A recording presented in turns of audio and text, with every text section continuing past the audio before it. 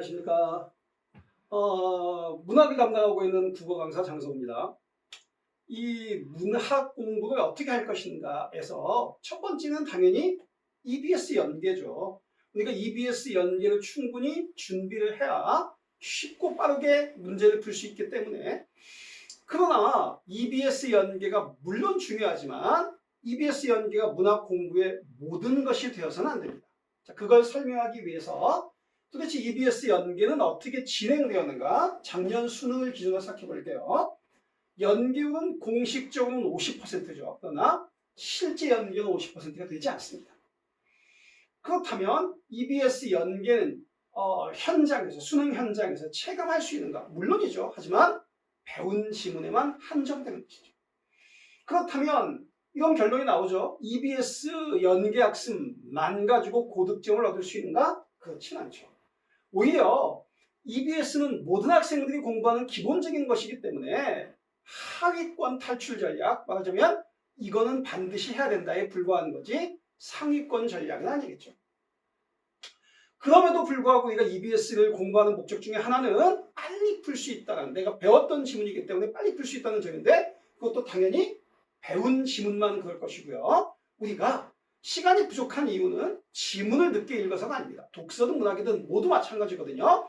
선지 판단을 못해서 그런 것이지 지문의 속도 때문은 아니거든요.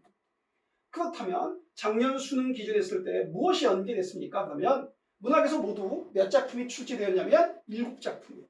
그 7작품 중에서 현대시 중에 한 작품, 고전시가 중에 한 작품, 그 다음에 왜 고전소설은 세모를 쳐놨냐면 이게 EBS에서 있던 지문이긴 하지만, 있던 작품이긴 하지만 그 지문과 완전히 겹치지는 않거든요.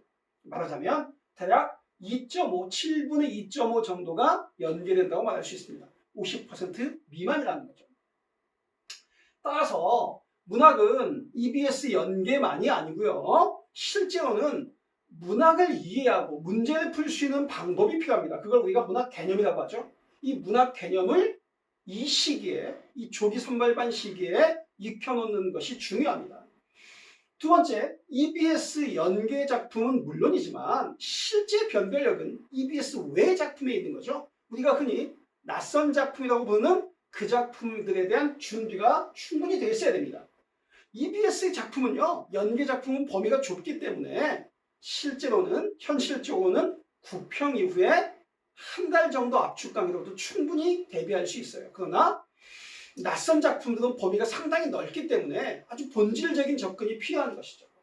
그래서 작품만 공부해서는 안 됩니다. 범위가 넓으니까요. 작품만 공부해서는 안 되고 어떻게 접근할 것인가에 대한 연습이 반드시 필요한 것이죠.